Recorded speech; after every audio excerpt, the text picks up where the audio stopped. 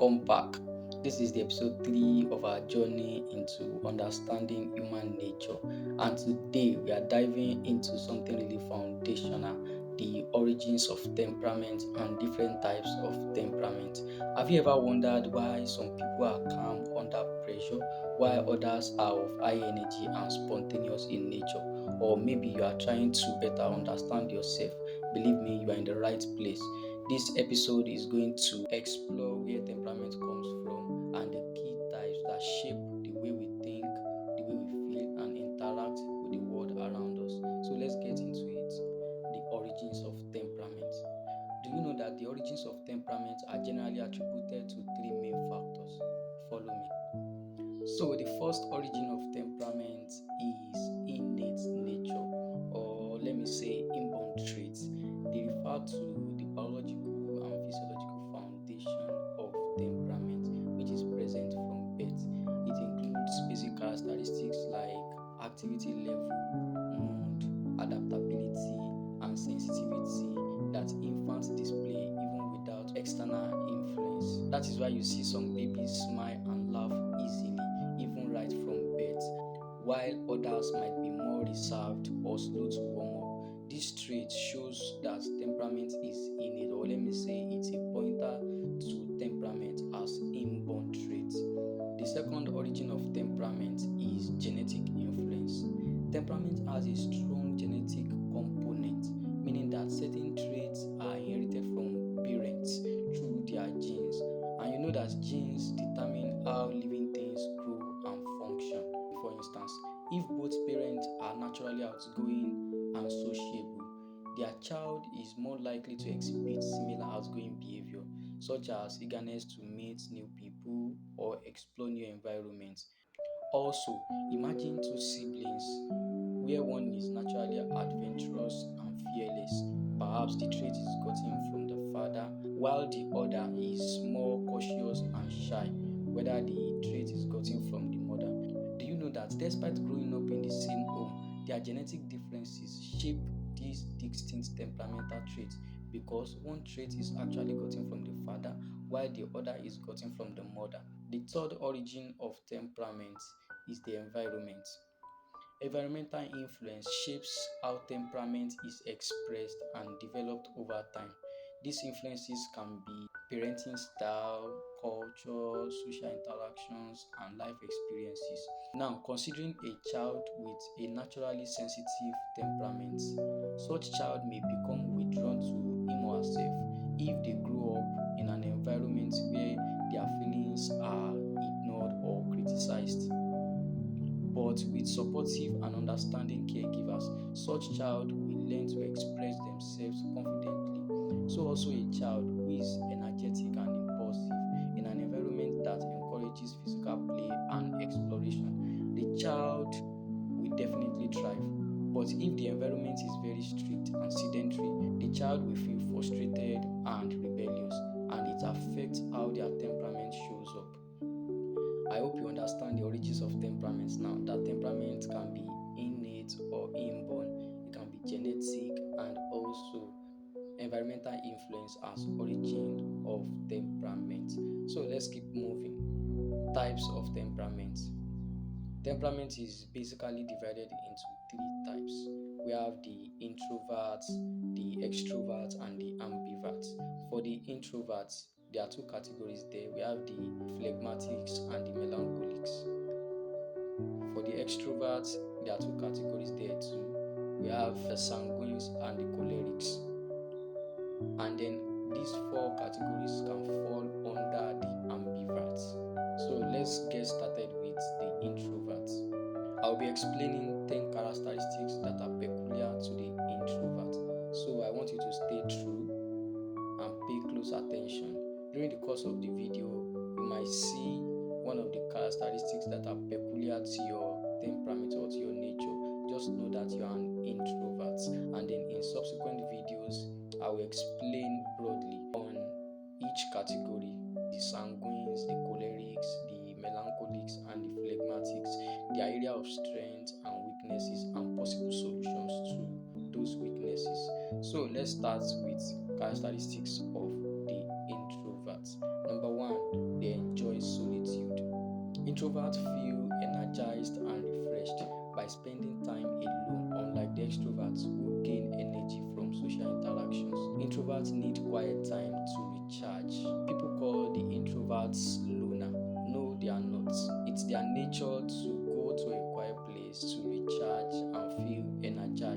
The second characteristic of the introvert is that they prefer deep conversations. Introverts, the phlegmatics, and the melancholics are drawn to meaningful discussion rather than superficial chit chat. They enjoy exploring ideas, feelings, and perspectives in depth. That is why you rarely see an introvert in discussions that are not meaningful. They value their time and enjoy introspection a lot. The third characteristic of the introvert is that they think before speaking, which is very amazing. Introverts often reflect on what they want to say before speaking, ensuring that their words are thoughtful and intentional. Now, if you have ever been in a meeting with an introvert before, during the course of the meeting, they are always quiet and they listen carefully. They take their time to gather their thoughts and share something very meaningful. Even though they do take their time in gathering their thoughts, yet they share something very meaningful. Number four, they listen more than they talk. Introverts tend to listen attentively, absorbing information rather than dominating conversation. You will notice that during a group discussion, an introvert may not even contribute to the topic being discussed, but they listen very carefully to what an individual is saying in that discussion. They give other people the chance to express their thoughts and share their ideas. So after everyone is done contributing to that particular conversation or to that particular topic that is being discussed, then they share their thoughts, and then people are surprised because of the kind of meaningful idea or thoughtful idea they bring into the conversation. Number five, they value close relationship. Rather than having many acquaintances, do you know that introverts prefer very few close friends with whom they can share bonds with? It's not that they don't have the ability to have enough friends. It's their nature to have very few friends. Number six, they dislike being the center of attention. The phlegmatics and the melancholics feel uncomfortable when all eyes are on them. They prefer to stay in the background. Now, take for instance, at the party, introverts avoid giving a toast or speaking in front of the whole crowd. They instead chat one-on-one or in a small group. Unlike the extroverts, who people call the life of the party, they love to be seen, they love to be attended to. But for the introverts, no, they act in the background. Another characteristic of the introverts is that they work well independently. They thrive in tasks that require focus and minimal interruptions, often producing high quality work alone. That is why they love solitude. They can't get this done in a place that is noisy or being crowded. That's why they love solitude, and then they thrive in tasks that require focus and minimal interruptions, and they produce high quality work all alone.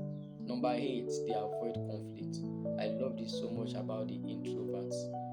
They typically dislike confrontation and may avoid direct argument to maintain peace. If a disagreement arises, an introvert might choose to listen carefully and calmly express their viewpoint later in a private setting rather than engage in a heated debate.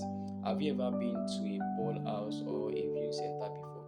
Do you know that larger percentage of those people that shout and argue in the ball house are usually extroverts because they love to argue, they love to debate. But for the introverts, they will never do that. They keep quiet and watch the outcome of the game. Second to the last characteristic of the introvert is that they are pessimistic in nature. This is one of the things that is also good about the introverts. They are pessimistic in nature. They expect the bad outcome in what they do. Unlike the extroverts who are optimistic in nature, they have this crazy faith that things will definitely go well for them. But for the introverts, they are pessimistic in nature. They don't have a positive outlook about life. The last characteristic of the introverts is that they are sensitive to stimulation. Introverts are sensitive to loud noise, crowds, or chaotic environments, which may overwhelm them. That's why they prefer quiet venues like a cozy cafe or a park. Do you see yourself in one of those characteristics? Then you are an introvert. Now, let's talk about the extroverts. 10 characteristics that are peculiar to the extroverts, the sanguines, and the cholerics. Now, let's go. Outgoing and sociable. This is the first characteristic of the extroverts. They are naturally outgoing and they enjoy being around people.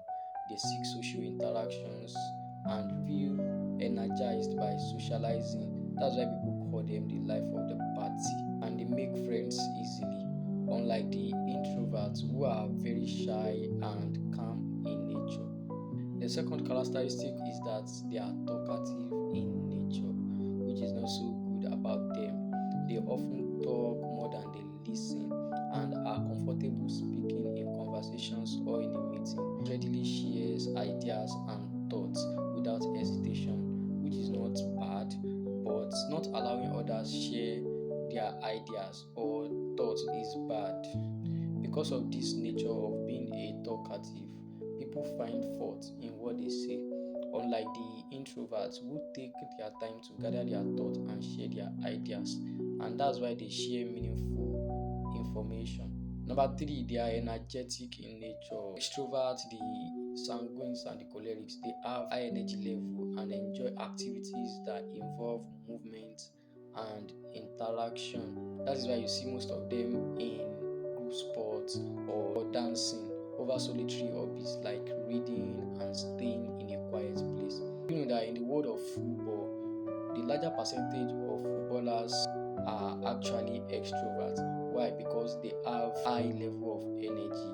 Another characteristic of the extroverts is that they are expressive in nature, or let me say they exaggerate about their feelings.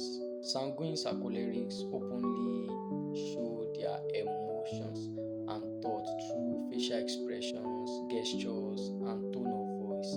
Now, you can be in a conversation with an extrovert, and all of a sudden, there's an outburst of laughter, and you wonder why such person react in such manner. It is their nature. They are very, very expressive in nature. Assertiveness. Sanguines and cholerics confidently express their feelings or opinion and are comfortable taking the lead in social or work setting. That is why they volunteer to present in front of a large crowd or in a group without feeling nervous. The exciting thing about this assertiveness of the extrovert is that even without prior planning or practice, they do well in presenting in public speaking. Number six, adventurous and risk taking. Extroverts are very daring in nature. They love to seek new experiences and take risks, often enjoying spontaneity. That is why you see extroverts in extreme sports like cutting down trees, riding bikes on hills, things that are extremely dangerous. You see them partake in it. Number seven, optimism. Extroverts are optimistic in nature. They tend to have a positive outlook on life and situation. So when faced with a problem, extroverts quickly look for solution rather than dwelling on that particular problem. They prefer action over reflection. That's another characteristic. Extroverts often act first and then they reflect later, preferring to engage actively rather than sit and think deeply alone. So instead of overthinking a particular decision, an extrovert might jump in and learn by doing. So this can lead to positive outcome or a negative outcome. It all depends on that particular thing in which an extrovert gets involved into. Second to the last characteristic of the extroverts, they are good networkers. Extroverts excel at building strong connections, both personal and professional. Unlike the introverts who are very shy, it's totally different for what the extroverts are known to be. They excel at building strong connections. The last characteristic of the extroverts is that they enjoy public attention. They are not shy about being the center of attention because they love to be seen, love to be attended to. So that's why they enjoy public speaking. and they volunteer to give a toast at a wedding. So the last type of temperament, the ambivert. Ambivert is someone who has a balance of both introvert and extrovert traits. They can enjoy being around people and socialize like an extrovert, but they also need time alone to recharge like an introvert. This particular set of individuals are flexible in nature. So let's talk about a particular guy called Ezra as an ambivert. Ezra loves going out with friends and meeting new people. That is, he's very outgoing and energetic in nature. But on Saturdays, Ezra feels drained and prefers to stay home, reading a book or just chill alone to recharge. So Ezra enjoys both types of activities, that is being social and being quiet, though it depends on Ezra's energy and mood at that particular time. So this balance of being an extrovert and an introvert is what makes Ezra an ambivert. I hope we get the characteristics of the introvert, the extrovert, and the ambivert. So in the next video, we'll be discussing the area of strength and weaknesses of the sanguines, the cholerics, the phlegmatics, and the melancholics, and also the possible solutions to those weaknesses. I know you don't want to miss it for anything, so stay tuned to this channel. And also, if you turn on your notification button so that you can be the first person to see the next video I'll be uploading. Like and subscribe to this channel and share this video with your friends. I'll see you around. Bye.